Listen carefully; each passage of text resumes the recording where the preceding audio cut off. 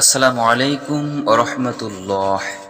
ইশারা নামাজের পর ইয়াদাল জালালি ওয়াল ইকরাম 100 বার পাঠ করলে মনের আশা পূরণ হবে। নফল নামাজ আল্লাহর সন্তুষ্টি লাভের বড় মাধ্যম।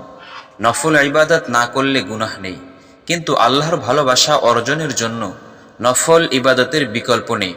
নফল শব্দের অর্থই হলো অতিরিক্ত, অর্থাৎ এটি ফরজের মতো আবশ্যক না হওয়া সত্ত্বেও আমি পড়ছি কেবলমাত্র আল্লাহর সন্তুষ্টির ইচ্ছায়। এজন্য আল্লাহ তাআলা নফল ইবাদতকারীকে অনেক ভালোবাসেন। হাদিসে কুদসিতে আল্লাহ তাআলা বলেন, আমার বান্দা যে সমস্ত ইবাদতের মাধ্যমে আমার নৈকট্য হাসিল করে থাকে, তার মধ্যে এই ইবাদতের চেয়ে আমার কাছে অধিক প্রিয় আর কোনো ইবাদত নেই যা আমি তার উপর ফরজ করেছি। আর বান্দা নফল ইবাদতের মাধ্যমে আমার নৈকট্য অর্জন করতে থাকে, এমনকি অবশেষে আমি তাকে আমার এমন প্রিয় পাত্র বানিয়ে নিই যে আমি তার কান হয়ে যাই, রূপক অর্থে যা দিয়ে সে শোনে। সুবহানাল্লাহ। আমি তার চোখ হয়ে যাই যা দিয়ে সে দেখে, আর আমি তার হাত হয়ে যাই যা দিয়ে সে ধরে, আমি তার পা হয়ে যাই যা দ্বারা সে চলে। সুবহানাল্লাহ।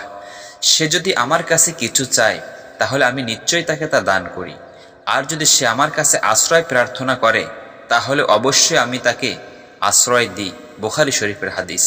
তাছাড়া কিয়ামতের দিন নফল ইবাদতের বেশি দরকার হবে। নবীজি সাল্লাল্লাহু আলাইহি ওয়াসাল্লাম বলেছেন, কিয়ামতের দিন বান্দার সর্বপ্রথম যে আমলের হিসাব নেওয়া হবে তা হলো নামাজ। নামাজ সঠিক হলে সে সফল হলো, আর নামাজ সঠিক না হলে সে ব্যর্থ ও ক্ষতিগ্রস্ত হলো। যদি তার ফরজে কিছু ত্রুটি থেকে যায় তখন আল্লাহ বলেন, দেখো আমার বান্দার কোনো নফল আমল আছে কিনা যার দ্বারা ফরজে হয়ে যাওয়া একটি ত্রুটি পূর্ণ হবে, অতঃপর তার বাকি সব আমল এমনই হবে। সুবহানাল্লাহ। কিয়ামতের দিন ফরজের যখন ঘাটতি থাকবে তখন আল্লাহ তাআলা বলবেন, দেখো তার নফল কি এমন ইবাদত রয়েছে যা দ্বারা এই নফল ইবাদতের দ্বারা ফরজের ঘাটতিটা পূরণ করা হয়। আসনের জন্য সুন্নত নফল আমরা বেশি বেশি প্রাধান্য দিই এবং বেশি বেশি আমরা আদায় করতে পারি। আল্লাহ তাআলা বলেন, যদি তোমাদের উপর আল্লাহর অনুগ্রহ ও তার দয়া না থাকতো তাহলে তোমরা ধ্বংস হয়ে যেতে, আর নিশ্চয় আল্লাহ অধিক তাওবা গ্রহণকারী। সুবহানাল্লাহ। আল্লাহ আরও বলেন, আর তোমাদের রব বলেছেন, তোমরা আমাকে ডাকো, আমি তোমাদের ডাকে সাড়া দেব।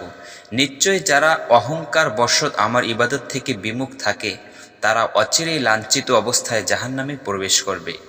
আমি আপনাদেরকে বলছি, এশার নামাজের পর ছোট্ট একটি দোয়াটার উচ্চারণ হলো ইয়াদাল জালালি ওয়াল ইকরাম।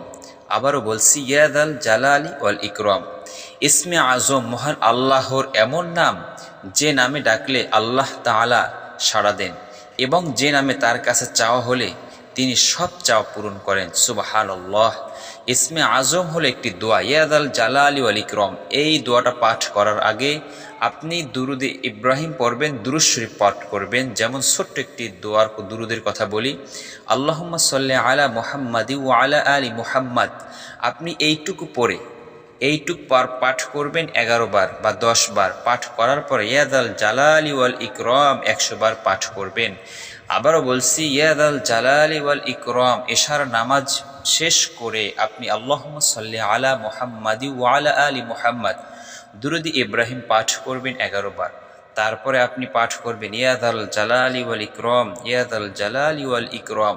আপনি এই ছোট্ট দোয়াটি ইশার নামাজের পরে 100 বার পাঠ যদি ইখলাসের সাথে করেন, আল্লাহ তাআলা আপনার সকল মনের আশা পূর্ণ করে দেবে। তাই আসুন, আমাদের সকল মনের আশাগুলো পূরণ করতে আমরা এই দোয়াটা সঠিকভাবে পড়তে পারি। আসসালামু আলাইকুম ওয়া রাহমাতুল্লাহ।